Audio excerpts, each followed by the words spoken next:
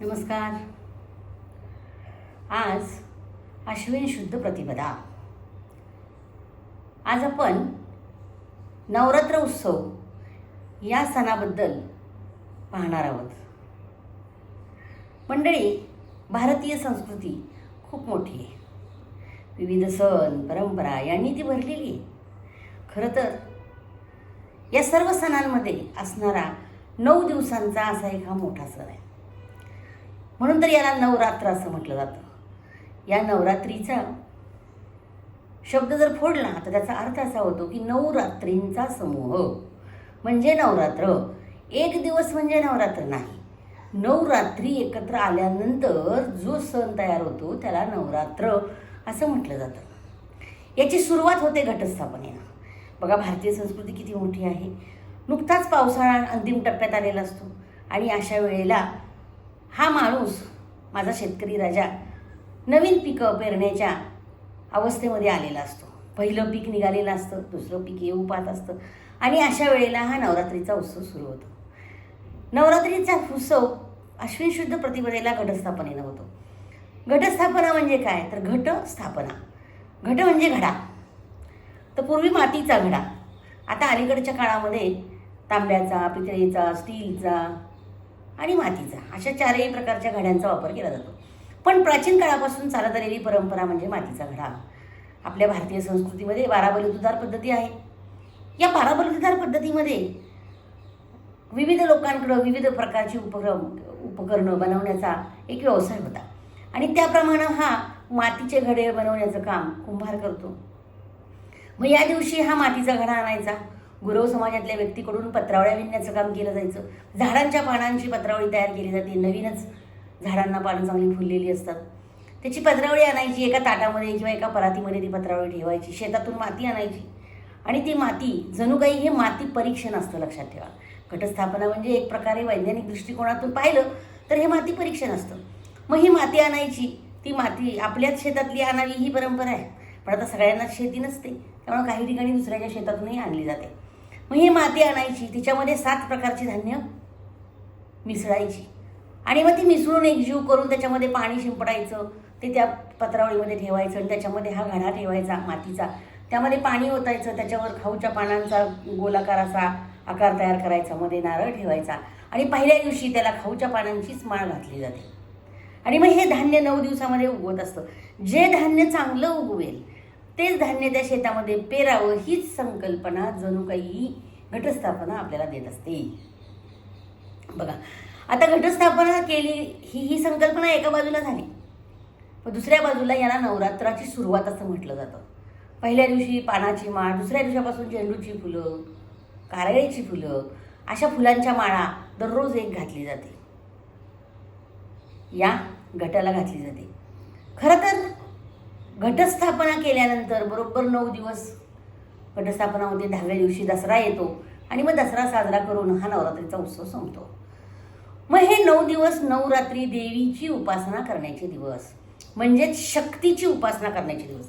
शक्तीची उपासना बघा, प्रत्येकाला वाटतं माझ्याकडे शक्ती असली पाहिजे. मग ती शक्ती म्हणजे निव्वळ पैसा कमावण्याची नाही, निव्वळ शरीर रक्षण करण्याची नाही, निव्वळ समाज रक्षण करण्याची नाही, तर त्याच्याही पलीकडे जाऊन माझ्या मनामध्ये असलेल्या आसुरी शक्तीला नष्ट करण्याची शक्ती मला द्यावी म्हणून उपासना करावी. सामाजिक शक्ती, बाह्य शक्तींना घालवण्याचं काम समाजामध्ये करणारे लोक असतात, आपणही करतो. पण त्याहीपेक्षा माझ्या शरीरात जी आसुरी शक्ती आहे ती आसुरी शक्ती घालवून टाकण्याचं काम या 9 दिवसांमध्ये करायचं आहे. त्याचा तो संकल्प करायचा आहे. ही शक्ती उपासना करण्याचा हा दिवस किंवा ही नवरात्री मानली जाते. आता पहा, या नवरात्रीच्या पहिल्या दिवशी पहिली माळ म्हणतो आपण. मग गावागावांमध्ये जसं आपण गणपती उत्सवात सार्वजनिक गणेश बघतो तसंच इथं सार्वजनिक नवरात्रीमध्ये सार्वजनिक देवी पण बसवली जाते, पण प्रमाण कमी असतं. कारण शक्तीची उपासना करणं एवढं सोपं नाही आहे. गणपती आमचा साधा बाप्पा, त्याला आम्ही कसंही मानतो, कसंही आमच्या मनाला येईल तसं करत असतो, पण देवीला कडक मानलं जातं. त्यामुळे शक्तीची उपासना करणं एवढं सोपं नाही आहे. त्यामुळे ही कमी प्रमाणात सार्वजनिक ठिकाणी बसवली जाते. दुर्गा उत्सव असं तिला म्हटलं जातं. घरामध्ये घटस्थापना असते, देवाऱ्यावर देवीची मूर्ती असते, फोटो असतो, त्याची पूजा केली जाते आणि घरातले लोक नवरात्र धरतात. म्हणजे उपवास धरतात, 9 दिवस उपवास धरायचा. खरं तर काय धरायचा 9 दिवस उपवास? वेगळे वेगळे पदार्थ खायला मिळावे म्हणून नाही. शक्तीची उपासना म्हटलंय. संयम, 9 दिवस मला संयम धरता आला पाहिजे. माझ्याकडे ती ताकद वाढली पाहिजे, असुरी वृत्तीचा नाश करण्यासाठीची माझ्याकडे शक्ती आली पाहिजे. आणि ती शक्ती प्राप्त मग मला कंट्रोल करता येतं का, मला खाण्यावर कंट्रोल करता येतं का, मला विविध गोष्टींवर कंट्रोल करता येतं का, हे पाहण्यासाठीही नवरात्रीचा उपवास धरला जातो. आणि त्याबरोबर त्या देवीची उपासना म्हणून पण धरला जातो. ओघाला येईल तसं आपण पुढं बोलणार. पण हा नवरात्रीचा उत्सव पहिल्या दिवशी जी कथा आहे त्याची सुरुवात अशी आहे. 9 दिवसामध्ये 9 कथा 9 दिवसांच्या पाहणार आहोत आपण. पहिली कथा आहे शैलपुत्री नमो नमः. शैल म्हणजे श्रीशैल पर्वत भारतामध्ये आहे, आपल्याला माहिती आहे. तर त्या काळामध्ये दक्ष राजा प्रजापती होता. प्रजेचं रक्षण करणारा राजा म्हणून तो ओळखला जात होता. या प्रजापतीच्या पोटी, प्रजापती दक्ष राजाच्या पोटी सती या नावानं पार्वतीनं अवतार घेतला. खरं तर या दक्षाच्या म्हणजे ज्या कन्या होत्या त्या काही चंद्राला दिल्या, काही इतर ऋषींना दिल्या. आणि पार्वतीनं मात्र तपश्चर्या करून शंकरच पती मिळवले आणि शंकरांबरोबरच विवाह केला. हे दक्ष राजाला मान्य नव्हतं आणि त्याला मान्य नसल्यामुळं तो अजिबात शंकरांबरोबर बोलत नव्हता, पार्वतीला आपल्याकडे बोलवत नव्हता. त्या जन्मामध्ये पार्वती सती या नावानं ओळखली जात होती. दक्षराजानं एकदा यज्ञ करायचं ठरवलं. खूप मोठा यज्ञ त्यानं केला होता. देवदेवतांना बोलवलं, सगळ्यांना आमंत्रणं दिली. खूप मोठा यज्ञ होता, सगळे आले, पण शंकरांना मात्र बोलवलं नाही. खरं तर शंकर त्याचे जावई होते, त्याने नाही बोलवलं. पार्वतीलाही नाही बोलवलं. पण पार्वतीला हे कळालं की यज्ञ करतायत माझे पिताश्री आणि त्यांनी मला नाही यज्ञाला बोलवलं. तिनं शिवजींना विचारलं की असं का केलं, आपल्याला यज्ञाला गेलं पाहिजे. शंकरांनी सांगितलं नाही, आपण यज्ञाला जायचं नाही.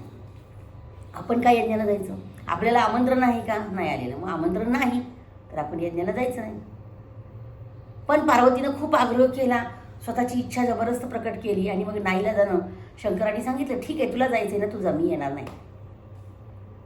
आणि मग अशा पद्धतीनं पार्वती यज्ञामध्ये गेली. पण पार्वती यज्ञामध्ये गेल्यानंतर तिथं तिचा सगळीकडून अपमान होऊ लागला. प्रत्येकजण अपमान करू लागलं की काय म्हणजे नरमुंडा गळ्यात माळा घातलेल्या, नरमुंडाच्या माळा घातलेल्या शंकराची, हा काय तिचा नवरा स्मशानात राहतो वगैरे वगैरे वगैरे नावं ठेवायला सुरुवात केली, बोल लावायला सुरुवात केली, पार्वतीचा अपमान करायला सुरुवात केली. आणि मग पार्वती चिडली. व दक्षराजानं सुद्धा तू कशाला आली, तुला बोलवलं होतं का वगैरे, न बोलवतो तू यज्ञामध्ये येऊच कशी शकली वगैरे वगैरे असं सगळ्यांनी तिला अपमान केला, त्रास द्यायला सुरुवात केली. मग पार्वतीला ते सहन झालं नाही आणि तिला कळून चुकलं की आपल्याला शिवजी म्हणजे शंकर का पाठवत नव्हते. तिनं तिथंच चाललेल्या त्या यज्ञकुंडामध्ये स्वतःचं आत्मबलिदान केलं, स्वतःच्या देहाची आहुती दिली. आणि मग काय विध्वंस आपण चित्रपटांमध्ये वगैरे बघतो, काय दाखवतात विध्वंस वगैरे, भयंकर मग विध्वंस झाला. कारण शंकरांना हे कळालं. शंकरांनी वीरभद्र नावाच्या आपल्या सेवकाला तिथं पाठवून दिलं. त्या सेवकाला सांगितलं एकही माणूस जिवंत ठेवू नको. आणि मग खूप खूप संतापले, खूप चिडले शंकर, तैतयाट करू लागले आणि आले तिथे यज्ञामध्ये. सगळ्यांना वीरभद्रानं मारून टाकलं होतं पण शंकरांना ते राहवलं नाही. शंकराने त्या यज्ञकुंडातला पार्वतीचा देह उचलला आणि ते घेऊन कैलास पर्वताकडं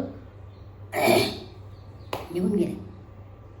जात असताना असं म्हणतात, देवी आख्यानामध्ये अशा प्रकारची एक आख्यायिका आहे की जात असताना या पार्वतीच्या देहाचे 3.5 तुकडे ज्या ठिकाणी पडले ती 3.5 शक्तिपीठं म्हणून ओळखली जाऊ लागली. त्यातलं तुम्हाला माहिती आहे कोल्हापूरचं अंबाबाईचं देवस्थान, दुसरं तुळजापूरचं भवानीचं देवस्थान, तिसरं जे आहे ते माहूरगडच्या रेणुकेचं देवस्थान आणि चौथं जे आहे ते सप्तशृंगी वणीची सप्तशृंगी देवी, अशी 3.5 शक्तिपीठं मानतात. आणि मग बाकी असंख्य ठिकाणी जिथं जिथं हे पडली तिथं तिथं देवीची स्थानं निर्माण झाली आणि शक्ती उपासना सुरू झाली. आणि नंतर मग त्यानंतर या अवतारात समाप्ती झाली पार्वतीची आणि दुसरा अवतार जो घेतला तो हिमालयाच्या पोटी घेतला, म्हणून श्रीशैल. श्रीशैल पर्वत तिकडं आहे पूर्वेकडं, पण हिमालयाच्या पोटी घेतला आणि शैलपुत्री या नावानं ती ओळखली जाऊ लागली. इथं आपल्या या देवी आख्यानाची सुरुवात होते किंवा पहिला दिवस शैलपुत्रीचा जन्म झाला, दुर्गेचा जन्म झाला, जगदंबेचा जन्म झाला. आणि जन्म झाल्यानंतर 9 दिवस मग शक्तीची उपासना करून असं म्हणतात की महिषासुर या राक्षस मातला होता आणि त्या राक्षसाला संपवण्याचं काम या जगदंबेनं, या दुर्गामातेनं, या पार्वतीनं केलं. आणि म्हणून ही नवरात्रीमध्ये 9 प्रकारच्या शक्तींची उपासना पार्वतीनं केली. पहिल्या दिवशीच शैलपुत्रीच्या रूपामध्ये या जगामध्ये ती अवतरली आणि जे कार्य तिनं पुढं केलं ते आपण पाहणार आहोत. आपणही या दिवसांच्या निमित्तानं नवरात्रामध्ये 9 दिवस शक्तीची उपासना करूया. या देवी सर्वभूतेषु शक्तिरूपेण संस्थिता नमस्तस्ते नमस्तस्ते नमस्तस्ते नमो नमः. या देवी सर्वभूतेषु शांतिरूपेण संस्थिता नमस्तस्ते नमस्तस्ते नमस्तस्ते नमो नमः. धन्यवाद.